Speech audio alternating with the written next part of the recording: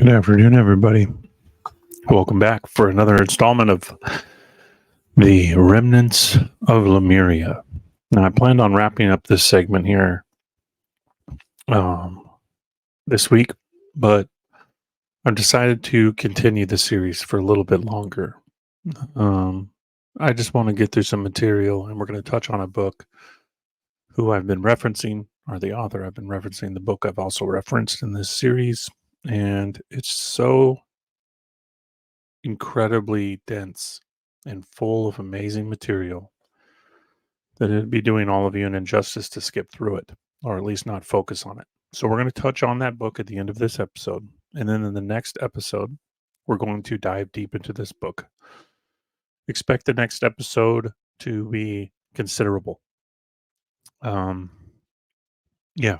So again, members, thank you. I appreciate you all very, very much. And without you guys, this series would exist. So again, I appreciate you. Let's jump into these articles here. We can get started on this book. Time is precious, and I got to squeeze this in and expect a lengthy final episode to the Lemuria series. And expect the announcement for the third stage, third installment, third segment, so to say, in the member series, and what the topic is going to be. It should be exciting. You all will enjoy it, I'm sure. So let's get right into this. As always, thanks for being here.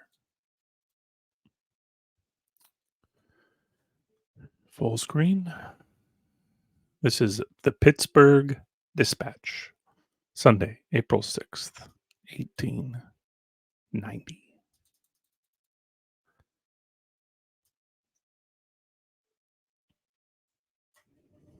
A lost continent. The bottom of the Pacific once occupied by a great people. Relics found on the islands. Vast terraces of stone fitted with the skill of the pyramids. Wonderful columns and statues. Two sages, Plato of Athens and Donnelly of Minneapolis, have made Atlantis a household word. Even children can plot its metes and bounds, where now the restless ocean rolls and takes its name from the continent it has drowned. Their elders speak of the lost civilization whose ruins now lie upon the seabed, thickly crusted with dull crystals of salt and the strange growths of the dark depths. In the lost Atlantis, which Plato taught, and which his latest follower has restored, instinct with life, they find solution for every mystery that stares upon them from the four continents, Europe, Africa, and the two Americas. But who can offhand draw the lines of Lemuria? It is just as much a continent as the famed Atlantis, but who knows its former place upon the globe?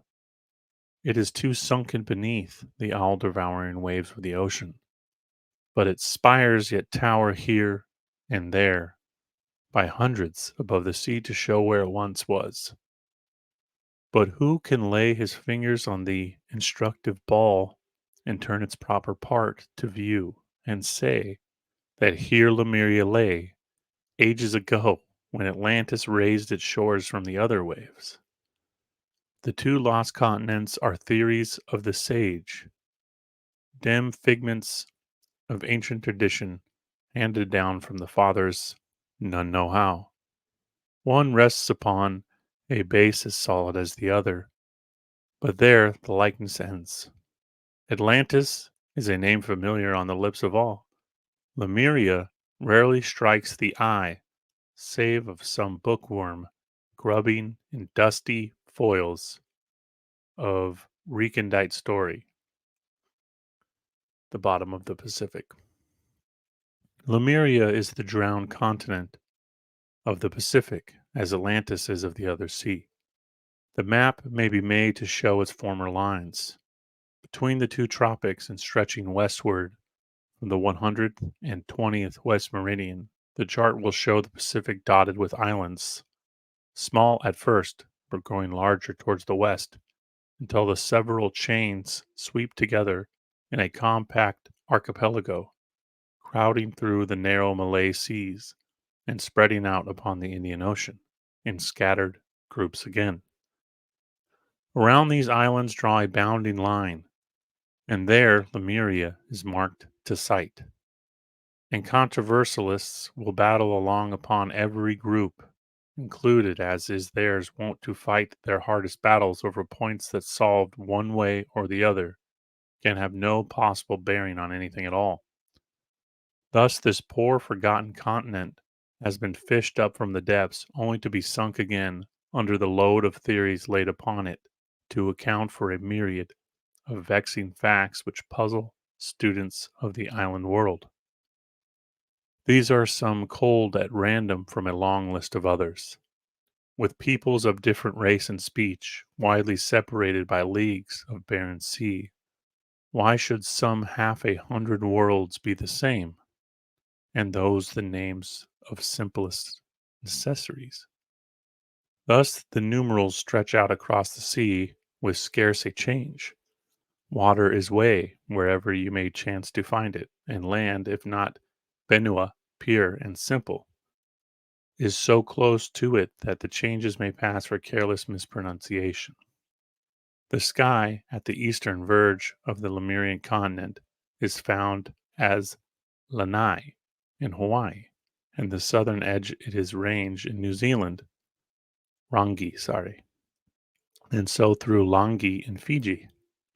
It reached Langit in Java Seas and grows to Lanihitra in distant Madagascar. But how these words have traveled over many thousands of miles of trackless sea is a question for whose solution this continent has been raised and sunk again, home of their ancestors. Then, too, these people have a uniform tradition of whence they came, and its name is the same, though modified by the lips that name it. Hawaiians say their fathers came from an older Hawaii lying in the remote west. Samoan story points to an ancient western Savai, whose name their largest island bears. Maori memory in New Zealand recalls a voyage from Hawaii.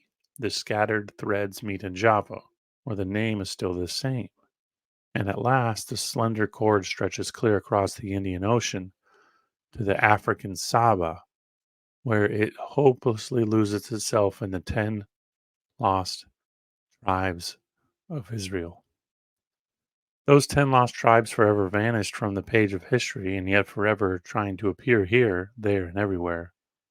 Small wonder it is that instead of wrestling with their problem, the student deems it simpler to drag the ocean bottom. Word puzzles are not the only puzzles of the islands of the South Seas. Faint and baffling traditions of ancient voyages, dim, unsubstantial, are not the only trace of distant ages which remain. The past has come down to the present in enduring stone, but who first set those rock memorials in place? How many ages they have watched creeping across the sea, no man may say, nor the memory of the builders has faded out of every human mind, and the stone gives no clue. Scattered here and there across the sea, these stone memorials may be found mysterious to the white man, mysterious to the native, who has lost the art of working stone, if indeed he ever had it. The present people of the islands could never have faced huge blocks and cut their edges so true that after all the lapse of unknown ages, the tri-square shows the work to have been done by skillful masons. These, then, are not the men who swung block on block into massy walls, each block weighing many tons. Some marvelous remains. In the Tubuai or Austral group lying to the south of Tahiti in the island of Rapa Iti, Little Rapa, a horseshoe of steep mountains embracing a tiny bay, Here a hill shows rising terraces of stone, one above the other. There another hill is banked with stone that upholds a stone flagged path, winding in a spiral to the summit, where is built a solid platform of huge rocks. Across a valley between the hills is thrown a broad causeway. So on hill and hill, the stone is found dressed to shape, and the people of the island simply say, "They were there when our fathers came here. They must have been there since the beginning of the world." The stones are blocks of the very hardest rock, the smallest full 10 feet in length by 6 and 4 upon the smaller end. These have been dressed to so true a surface that they rest in place without a bit of mortar, and yet the scam remains so close that one could not even slip a sheet of paper in between the stones. When these terraces are of less extent, they are known as maras, and the theory has been advanced that they have a religious meaning as altars, but it is a difficult to find any proper proof of such a theory. Built of stone carefully dressed and closely fitted, even in some cases moored into the course below, these maras are found far and wide upon the Pacific Islands, sometimes surrounded by the houses of the modern towns, often buried in the forest in the wild luxuriant tangle of tropical vegetation. Remains of dead chiefs. In many of the islands at the present time, the body of a dead chief is buried in a small mare. The corpse is laid upon the ground, and around and over it is reared a rectangular cairn of undressed stone, the whole being about 10 feet long by half as many in breadth and height. In due proportion to the dignity of the chief below, the tumulus has large dimensions, and in some cases a second and smaller one is built upon it. Close upon the brink of a sheer cliff on the Fijian islands of Wakaya, one such tumulus was found covering 50 feet in length by 20 in width and having two terraces each 5 feet in height. When carefully opened, it was found to contain the bones of the dead chief, some of his most valuable treasures, the shape of whale's teeth, black and honeycombed with decay, and no less than 7 skeletons of women who had been probably strangled for the chief to lie upon, after the custom of the country prior to the introduction of Christianity. This cairn was certainly 2 centuries old, if at least any judgment could be based upon the size of the trees which had grown in it. Yet old as undoubtedly was it, was modern. It was rough rubble work bore no comparison with the finished work of the really antique masons. So this sounds exactly like America, right? That these migrations occur after some kind of cataclysm, and that these um, secondary or third or fourth races, populations build in and around these monolithic sites, and their chiefs choose to be buried alongside these prehistoric gods or kings. And you find this in the Mississippi Valley and all over the American Southwest, where we're dealing with civilizations that built their roots on top of another civilization. And again, just like here, the deeper you go, the most antique and advanced masonry, stonework is lying below, if not one, but two layers or more. In Easter Island, the Mars have attracted the attention of all voyagers. Upon Nukahiva in the Marquez are similar mares of even greater extent. The topmost and lowest terraces each have a quadrangular depression in the center, sunken several feet below the general surface. At Kaksoa, in the Hawaiian Islands is a mare of large and carefully dressed stone, a platform 40 yards in length by 20 in width, standing 14 feet high, flat, and nearly paved upon the top. Hints as to their antiquity. On Malden Island, nearly under the equator, equator, there are large stone areas neatly paved, and in some stances, these platforms are raised as much as 3 feet above the ground, supported by blocks of coral. A slight hint of the antiquity of these almost imperishable works may be gathered from the fact that one such raised pavement has recently been uncovered under several feet of guano. Pitcairn Island, uninhabited at the time the Bounty mutineers took possession, was found to be covered with these terraces and platforms of a very high antiquity. Departing from the usual type of a carefully built cairn, a close approach is made to the peculiar style of the Druidic monument in two solitary yet conspicuous instances. The first is at Huaheine in the Society Islands, where superstition attaches reverence and awe to a large slab of unhewn stone resting on the points of three huge boulders. In Tongatabu of the Friendly Islands, there stands at Moa, some 12 miles from Nukulofo, the principal town, a monster trilithon composed of two rectangular blocks of gray volcanic stone standing 20 feet out of the soil, and no one knows how deep below it. This sounds just like Easter Island. Um, Now the story goes that they had no idea that, modern science, at least how they've told us from, the 1820s on, that they had no idea that the statues went 30, 40, 50 feet farther underground, and that some event buried half of the statues. They were well aware of this and when first discovered. In fact, it's hard to find any evidence of the subterranean network that exists on Easter Island, but in these early newspapers, they widely discuss it.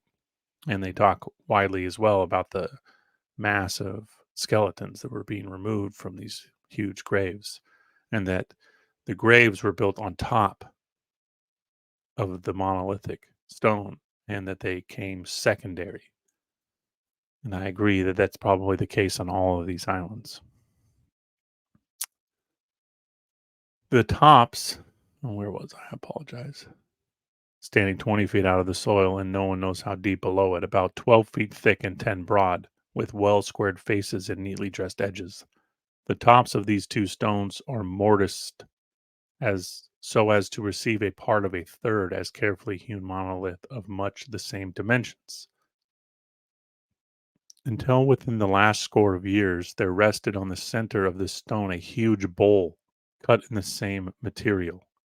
The art which could dress this rock and raise the great masses into place is strange enough, but stranger yet is the fact that the material is nowhere found in Tonga or the neighboring islands. In fact, nowhere nearer than Uvea or Wallis Island, several hundred miles away, not unlike the mound builders.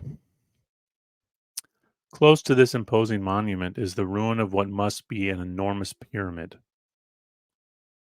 Not far away, in the island of Lufuka of the same group, is found a huge stone standing out of the earth about 20 feet in a slanting direction. This bears the mark of human work and seems to belong in the same category with the famous Kaaba, or sacred stone of Mecca, which is known to have been sacred ages before Muhammad incorporated it in his religious system. Now, the the importance of that paragraph is so understated, but I'm going to read it one more time. Close to this imposing monument is the ruin of what must have been an enormous pyramid. Not far away in the island of Lefuka of the same group is found a huge stone standing out of the earth about 20 feet in a slanting direction. This bears the mark of human work and seems to belong in the same category with the famous Kaaba or sacred stone of Mecca, which is known to have been sacred ages before Muhammad incorporated it in his religious system. The Ben stone and pyramids, they're never far from behind, are they? They're never lacking. Not many rods away from this stone shaft is found a memorial, the only one of its kind in Polynesia, which makes a slight approach to the work of the mound builders in this country. This is a mound, evidently artificial in shape. It is the frustrum of a cone, about 40 feet in height. Its summit is quite flat, and almost a perfect circle of some 50 feet in diameter. What its age may be is impossible to determine, but enormous trees of an undoubtedly venerable antiquity have grown up through it. Finally, on Easter Island is found the greatest effort of this ancient people in the statues. They are large stones surmounted by a bust and head, the lower portion from the shoulders down being rudely dressed into shape with no attempt to represent either body or limbs. Now, we've gone on to disprove this. Not only do they have hands, chest, stomachs, clothing, but they've also found pictographic symbols and constellations of stars. These statues are of trachite, trahite, which is found in the extinct crater of Utuuti at the northern edge of the island, with at least 30 statues in all stages of completion remaining on it. Hints as to headdress. Some of the statues are erected at least 8 miles from this quarry. They stand from 30 to 50 feet high, with a breadth across the shoulders of from 6 to 8 feet. Upon the head of each is a cylinder of red tufa, measuring from 50 inches in height to 60 in diameter.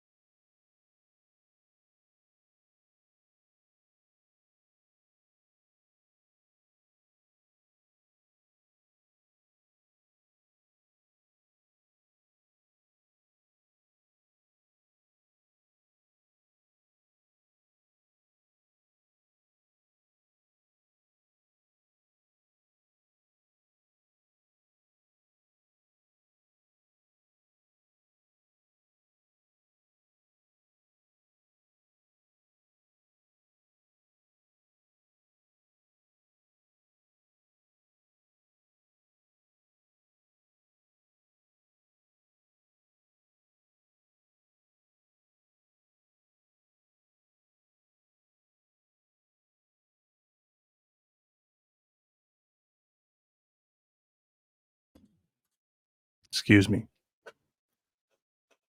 Such a cylinder that resembling that of a civilization divested of its brim is still worn by the New Caledonians. The countenance upon these statues is strongly marked, expression stern, eyeballs deeply sunken, and gaze directed upward. The ears are not carved out, but simply indicated by large square masses, depending almost to the shoulders. It says depending, but I'm sure it means descending. Nothing, absolutely nothing, is known of the race that labored in these quarries. There is not a tradition on which to weave the finest web to connect them with the present. Analogy gives no clue because it gives too many, each one as good as the next, and no means of giving weight to one above another. An extinct people heaped up mounds along the valley of the Mississippi. The mound is found in the islands.